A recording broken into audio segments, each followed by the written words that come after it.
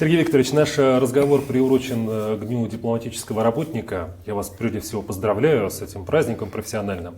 Но вот если говорить о глобальной картине мира, да, то, на ваш взгляд, какие главные проблемы сейчас стоят перед российской дипломатией и какие ключевые вызовы? Главные проблемы мира, в общем-то, хорошо известны. Я имею в виду тенденции и явления, которые мы наблюдаем.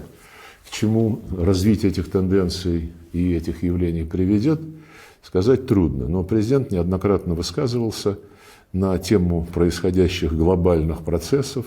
Процессы эти объективно обусловлены всем ходом истории и всем ходом нынешнего развития, когда после 500-летнего доминирования Запада, который методами рабовладения, методами колониализма жил за счет других, сейчас на смену той системе приходит многополярность.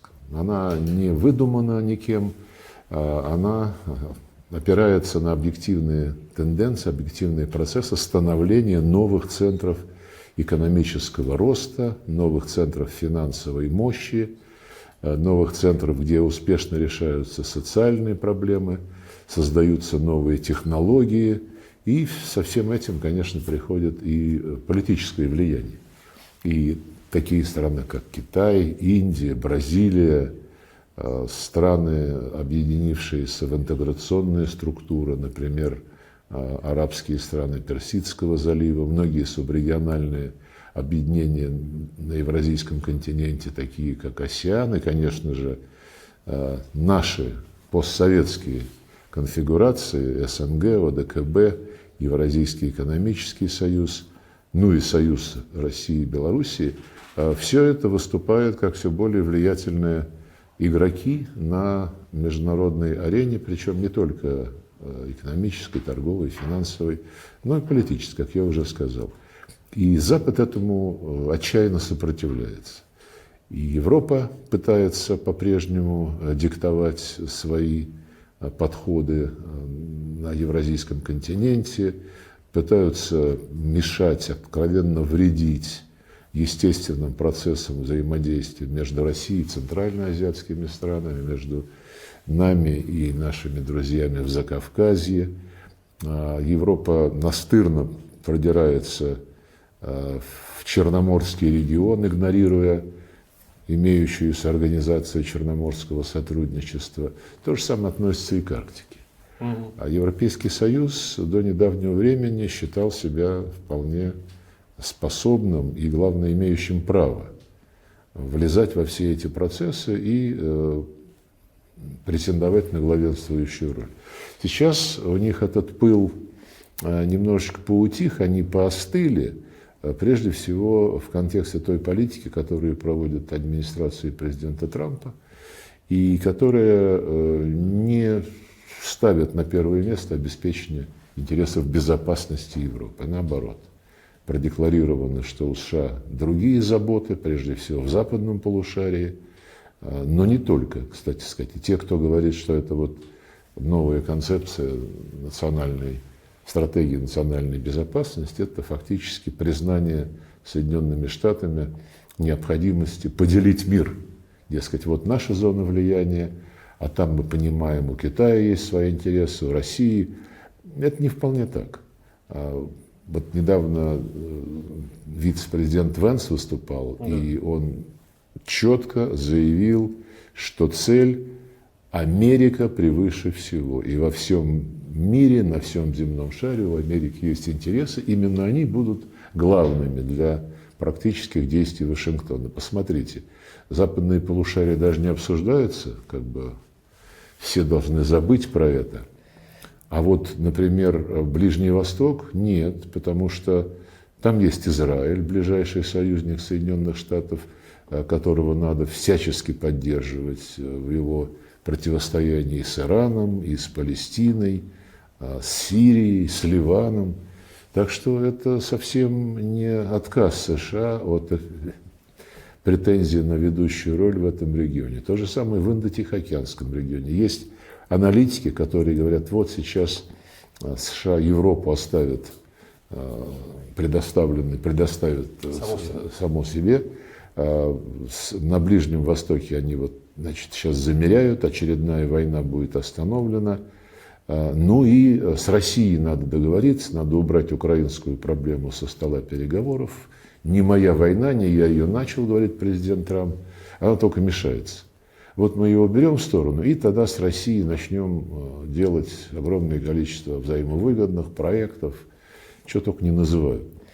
И это вслух не говорится, но это подразумевается.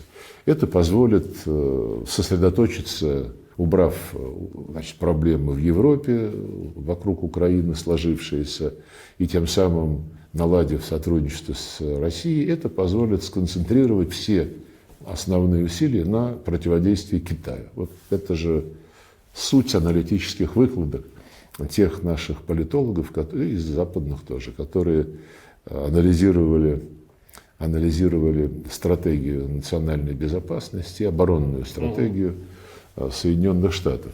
И, собственно, американцы этого особо не скрывают. И для нас, подходя к сути вашего, ну, такой вопрос был тут, коротко, ну, можно было, конечно, коротко, но хотелось чуть-чуть вдаться в детали. А для нас, конечно, важно обеспечить наши национальные интересы. Мы согласны с администрацией Трампа в том, что в основе внешней политики нормальных, крупных держав, тем более таких, как США и Россия, должны лежать национальные интересы. И я уже цитировал Марко Рубио, когда мы с ним в первую встречу проводили в феврале в Саудовской Аравии, когда он сказал, когда наши национальные интересы США и России совпадают, этим надо воспользоваться. Этим надо воспользоваться и реализовывать взаимовыгодные проекты. Но чаще они будут не совпадать. А вот в этих случаях будет преступлением позволить этому несовпадению перерасти в горячую конфронтацию, да и в любую конфронтацию. Мы с этим согласны. Но сейчас мы слышим от президента Трампа, от его команды, Уиткофа, Кушнера, которые сейчас вот работают не только по Украине, и по Ближнему Востоку, по Палестине, по Ирану, на всех направлениях.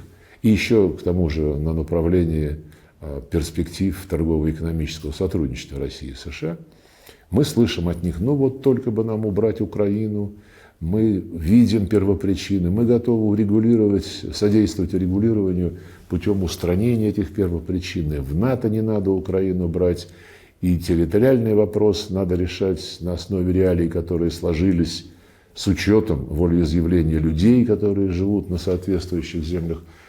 Но им и на Аляске мы были вплотную уже подошли к договоренности. И мы рассчитывали, что поскольку российский лидер принял в конечном итоге предложение американского лидера, что это может быть просто объявлено, и многие вопросы решились бы гораздо быстрее. Но, к сожалению, время идет, а за это время Европа пытается, ну и Зеленский, конечно, пытаются сбить с панталыку, если по-русски сказать, переговорщиков Соединенных Штатов, используют, конечно же, и оппозицию внутри самих США. Там немало русофобов, которые считают, что нельзя Украину оставлять, а наоборот, надо ее всячески наускивать на нашу страну, вооружать и так далее. Но, тем не менее, вот такие выкладки звучат регулярно. Мы с Россией, у нас такие перспективы, Арктика, углеводороды, космос, искусственный интеллект, высокие технологии. Мы только за. Мы заинтересованы развивать взаимовыгодное сотрудничество с американской стороной. И там есть интерес и у бизнеса, и у деятелей, которые играют ведущую роль, в том числе у президента Трампа, как мы понимаем. Но если мы проанализируем, какие практические шаги на российском направлении были сделаны за год вот, пребывания в Белом доме во второй каденции президента Трампа и его командой, то, собственно говоря, мы движемся не в том направлении. Санкции сохраняются. Более того, через пару недель после Аляски были запрещены незаконным американским решением все зарубежные проекты Лукойла и Роснефти. А сейчас мы знаем, и они этого особо не скрывают, со всеми странами, которые покупают российскую нефть и газ. Санкции, Вот. да, тарифы. Был контакт у Трампа с Индией, после чего он объявил, что Индия не будет покупать российскую нефть. Ну, Индия этого не подтвердила, но это цель, которая стоит. Завладеть рынком энергоносителей в мировом масштабе. И вытеснить Россию. И, ну, конечно, раз ты завладел, нас прямо пытаются вот в контактах с партнерами из третьих стран, говорят, вот не надо вам покупать в России. Да, у Америки чуть подороже, но зато это хорошая нефть, правильная молекула, как еще при Байдене говорили. Ну, здесь у республиканцев, наверное, тоже есть